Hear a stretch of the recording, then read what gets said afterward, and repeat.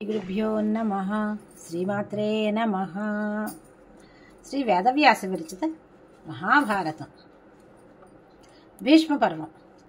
నారాయణం నమస్కృత్య నరం చైవ నరోత్తమం దేవీం సరస్వతీం వ్యాసం తతో జయముదీరయేత్.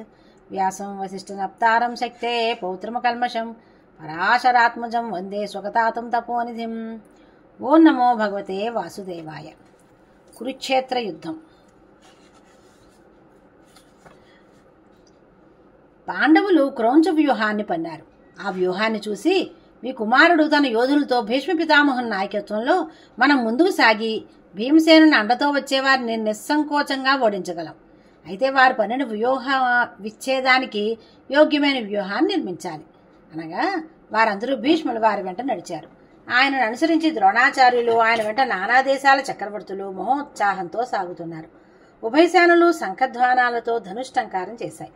బంగారు రెక్కలు కట్టిన బాణాలు అటు ఇటు పక్షుల గుంపులా విహరిస్తున్నాయి. ధనస్సును సంధించి విరాట భీమసేన సాత్యకి దృష్టద్యుమ్న భీమసేనులతో అభిమన్యుని కూడా బాణవర్షంలో ముంచుతున్నాడు భీష్ముడు. అది చూసి అర్జునుడు, కృష్ణ, ఈ యుద్ధంలో ఈ వృద్ధ యోధుడు మన సేనావాహిని ఔపాసన పట్టేటట్టుగా కనిపిస్తోంది. ముందుగా మన రథాన్ని ఆయన వైపు నడుపు అన్నాడు. భీష్మ, ద్రోణ, కృప, శల్య, జయద్రథ, శకుని, వికర్ణులు అర్జునుడితో తలపడ్డారు. అది చూసి విరాట సాత్యకి దృష్టద్యుమ్నులు, అభిమన్యుడు, ద్రౌపదీనందనులు వారికి ఎదురు వచ్చారు. పితామహుడు విడిచే బాణాలను అర్జునుడు భిన్నాభిన్నం చేస్తుంటే ఆ యోధుని బాణవర్షాన్ని ఈయన చెల్లాచెదురు చేస్తున్నాడు. యుద్ధం తీవ్రమయ్యేసరికి భీష్ముడు ఎటుకున్నాడో తెలియడం లేదు. తాళధ్వజాన్ని, ఈయన కపిధ్వజాన్ని చూసి ఎవరో తెలుసుకోవాల్సి వస్తోంది. రణక్షేత్రంలో పితామహుడు బాణాలను విత్తనాలుగా జరుగుతుంటే విత్తనం గింజ నిలవనంత తీవ్రంగా అర్జునుడు సర్వర్షం కురిపిస్తున్నాడు.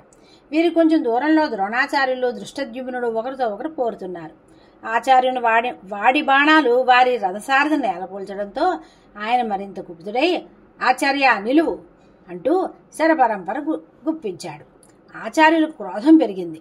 అది చూసి దృష్టద్యుమ్నుడు మరింత మీదికి రాగా ఆచార్యుడు నిశితసరం సంధించేసరికి హాహారవాలు చెలరేగాయి. దాని దారిలోనే ఖండించాడు దృష్టద్యుమ్నుడు. లోహ నిర్మిత గదాదండం విసిరాడు పాంచాల యోధుడు.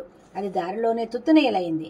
ఆచార్యుని బాణాలకు చిక్కి వారు ఉభయలు నిండుగా పూసిన అశోక వృక్షాల్లా ఉన్నారు. శరీరాలు గాయాలతో నిండి ఉన్నాయి. అప్పటికీ భీమసేనుడు అక్కడికి చేరాడు. ఆచార్యునికి రక్షగా కళింగ సేనలు వచ్చి భీముని ఎదుర్కొన్నాయి. యుద్ధభూమి అంతా రక్తంతో తడిసిపోయింది.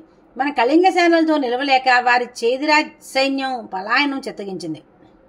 అంతలోనే భీముని గుర్రాలు నేలకూలాయి. భీమసేనుడు గద విసిరాడు. రథధ్వజంతో సారథితో కళింగ రాకుమారుడు పడిపోయాడు. భీమసేనుడు ఉన్మత్త గజంలా విహరిస్తూ భ్రాంత, ఉద్భ్రాంత, అవిద్ధ, ఆప్లుత, ప్రసృత, ప్లుత, సంపాత, సముదీర్ణ విధాల హస్తలాగమం ప్రదర్శిస్తూ మన వారిని పిప్పి చేస్తున్నాడు. ఆ సమయంలో 2000 మంది కళింగ యోధులు నేలకూలారు. భీమసేనుడు గదాదండంతో విహరిస్తుంటే మన గజబలం ప్రచండ వాయువుతో చెదరయ్యే మేఘాల వలె ఉంది. అవి పిచ్చెత్తినట్లుగా పలాయనం సాగిస్తుంటే వాటి కాళ్ళ కింద పడి మన సైనికులు విలువలా తన్నుకుంటున్నారు. శిఖండి ప్రభృత మహారథులు భీమునికి తోడుగా వచ్చారు. సాత్యక్ కూడా అక్కడికే చేరాడు. కళింగ సైనికుల రక్తం ఒక నదిగా ప్రవహిస్తోంది. భీముడు తమ పాలిట యమధర్మరాజులా కనిపించడంతో వారందరూ గగ్గోలు పడ్డారు. అది చూసి భీష్మాచార్యులు అటు రథం నడిపి భీముని రథానికి పొంచిన గుర్రాలను నేల కూల్చాడు. భీముడు గదాదండంతో రథం మీద నుండి కిందకి దూకాడు. ఆ సమయంలో సాత్యకి విడిచిన బాణాలు భీష్ముని రథసారథిని బలిగొన్నాయి. అంతతో గుర్రాలు రథాన్ని రణరంగం నుండి వెనుకకు లాక్కుపోయాయి. కళింగరాజైన భానుమంతుడు, రాకుమారుడు కేతుమంతుడు, వీరవరుడు వజ్రదేవుడు అసంఖ్యాక సేనతో ఆ యుద్ధంలో మరణించారు.